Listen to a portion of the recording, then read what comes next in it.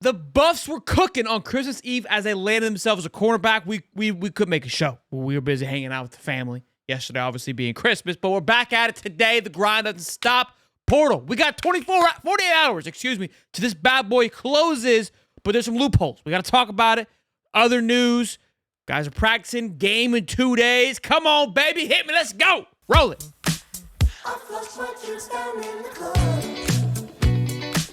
Woo-wee.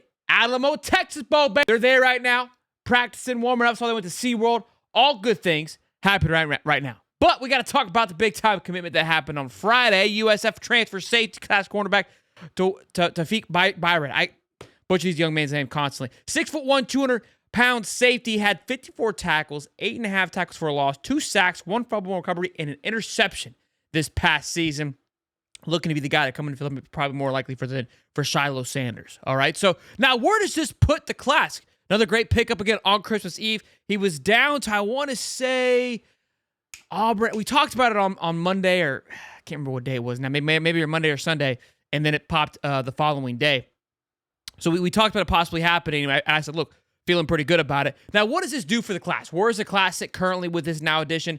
That puts the class with 11 commits. All right, there is 2 defensive linemen, both being right around right at that 4-star mark. Again, Jaheim Otis being kind of the leader of the pack in that defensive line. Then inside offensive linemen, there's 2 of them that they've picked up. One from A&M, the other being from I can't see where that school is from. Of course, the linebacker Reginald Hughes, and then you got the punter, the quarterback Salter.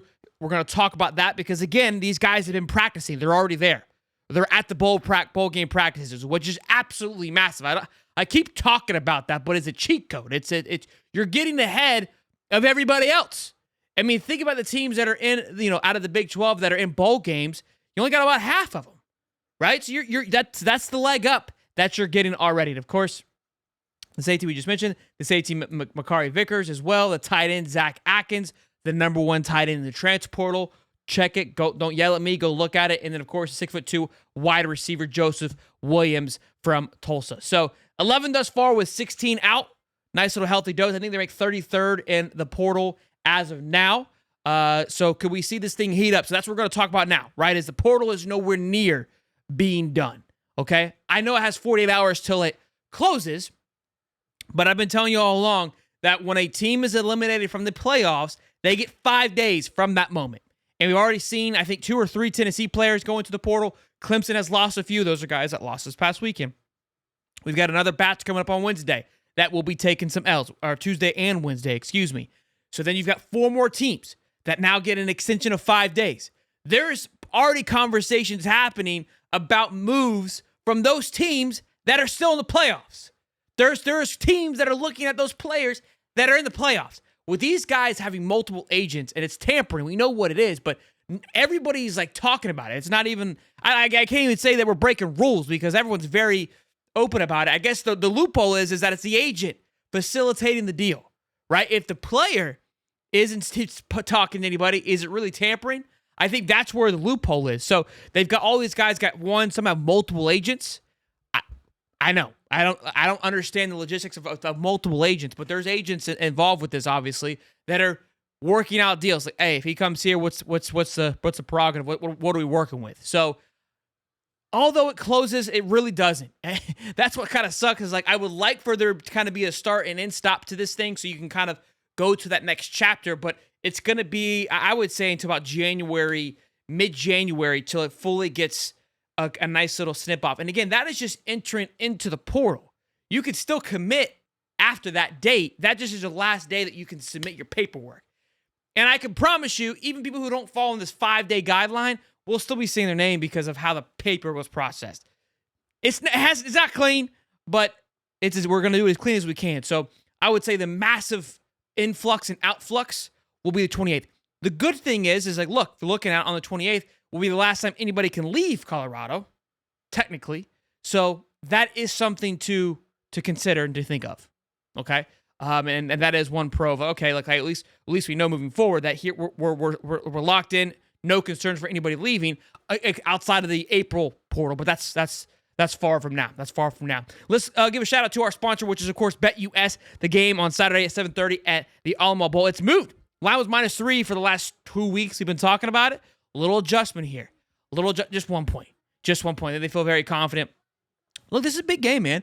I think there's a lot of speculations on where certain guys are going to go. Cam Ward plays on Saturday, too. Again, of course, Shador. What team's going to get first-round draft pick? It's going to be a great an NFL draft. I'm so pumped to watch this and see where these guys go. I mean, this is the cool part of really being invested in college football, is just watching them translate into to the league the following year. So this game could be, it's one more notch onto the cap before the obviously pro day. And again, how well this goes, they could skip pro day.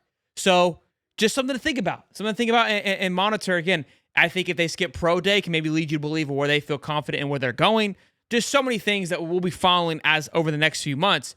But again, this show is, of course, brought to you by BetUS. Be sure to check out BetUS.com. Use the code YouTube150. Get back 150% on your first deposit, then 125 on your next two, up to $2,000. I love -4. I think -3 obviously was the better play. Honestly, I would take -4 all day long. I feel really good about Colorado and with their ability to get it done, because I think there is a point of they're not going to care. But I think they will. Now, I don't know if Juju and Caden from Liberty, if they're able to play in this game. Like, if they can suit up, that would be crazy. If that's the case, do you let Shador maybe sling it for a quarter or two and then throw those guys in ace? I don't know. I wouldn't think so. But they're practicing with the team. But I don't think they're enrolled technically yet. I don't know the logistics. But if they're on the sideline suited up, I think that'd be crazy. I don't think it works that way. I don't think so. I don't think it will. If they did, though, I would scrap it all and let them play.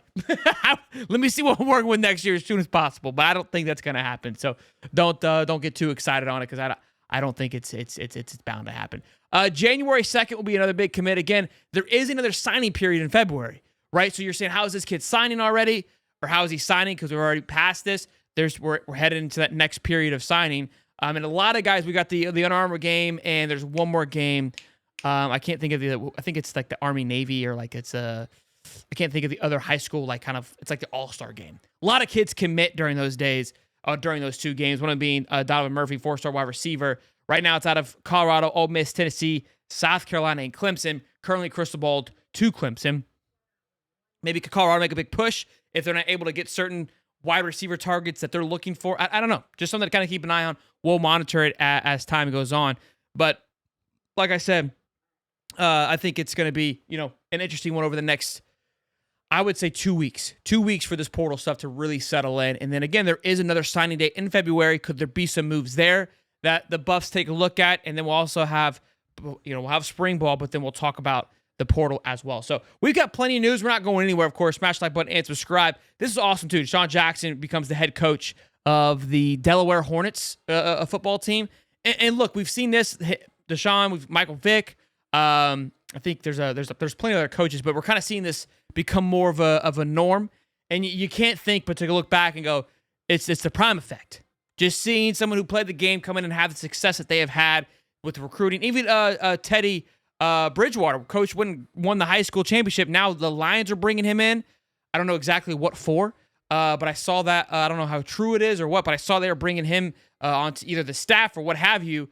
And again, I think just people are trying to take a look and say, these guys played the game. They understand it. So kudos to Coach Prime again, kind of opening a door, opening an avenue for people, for old players that want to get back in the game and maybe were overlooked for whatever reason. And now it's like, hey, maybe this is a movement, and the sooner we can get on it, the better. And I'm excited. I'm excited to see what Vic's going to do. I'm excited to see what Deshaun's going to do. I think there's another one as well. I can't think of a former player becoming a coach. I think I'm probably dropping the ball here. But all great stuff. All great stuff. Loving every minute of it. Again, have the bell turned on. All outside of the Tuesday to Christmas Eve show where we missed the breaking news of the cornerback committee, which I think I got a little bit of a reasonable excuse. We're going to be rocking and rolling. We're dialed in. We're ready to, kind of follow this thing through. We got the game on Saturday. We'll have a breakdown of the game, thoughts and opinions, kind of like we have been all season long, of that versus BYU. I think it's a great matchup. I'm really excited. Outside of it being the same conference, I'm really pumped to see a very competitive game here and see the Buffs be pushed a little bit. Again, lost some pieces too.